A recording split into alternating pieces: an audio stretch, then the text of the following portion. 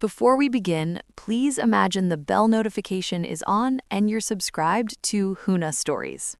The cartwheels squealed when I stopped. That was the sound that cut through the grocery store's hum, the small, broken noise of something meant to roll straight but never quite did. My neighbor leaned over the conveyor belt, close enough that I could smell the oranges on her breath. "Haven't you been to the garden house in a while?" she asked, casual, curious, careless. "It's been empty for years," I said, truth delivered clean. She smiled, not kind, not cruel, knowing. "Go there tonight," she said. "Surprise your husband." That was the moment the air changed. The lights hummed louder, the cartwheel went quiet, and I understood that whatever I thought I owned, my marriage, my life, my sense of order, had been rented out behind my back. I paid, I smiled, I drove home. I didn't cry. Crying is loud. I needed silence. When we first met, he was careful with his words. He listened. He took notes on my coffee order like it was a confession. We built a life the way people build fences, one panel at a time, convinced the shape would hold. The garden house was his idea, a place to grow herbs, a place to breathe. He said it like a promise. I believed him because believing felt efficient. The first change was the phone face down, always face down. Then the late meetings that didn't ask permission, the new cologne that clung to his jacket like a second skin. None of it was proof. All of it was math. I ran the numbers quietly. Nights he came home smiling for no reason. Mornings he left early with no reason at all. And that house sitting at the back of our property like a thought I refused to finish.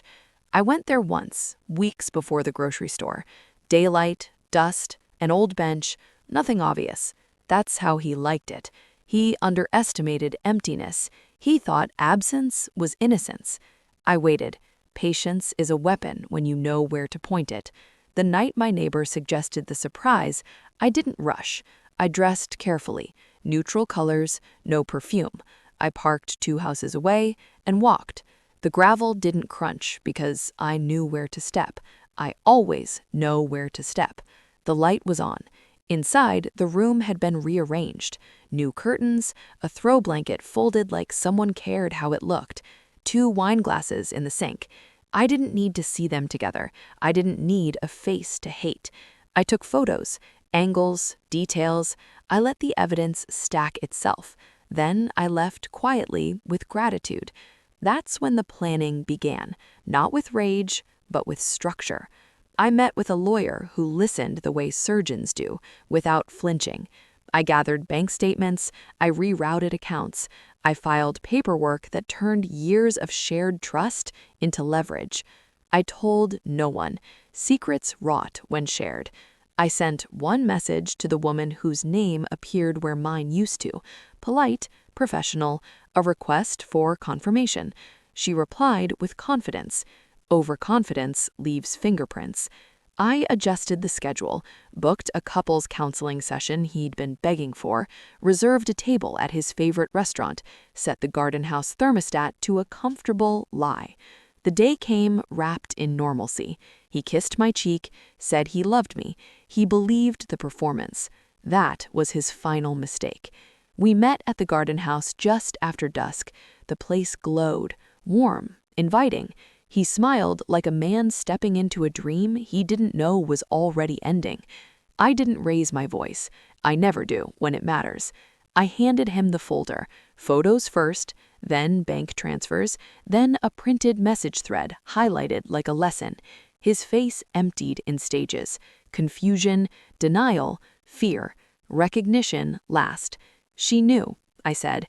"Everyone knows. You just didn't know. I knew." I watched the math hit him. The house, the accounts, the prenup he insisted on because it made him feel smart, the clause he forgot because he never thought I'd read it closely.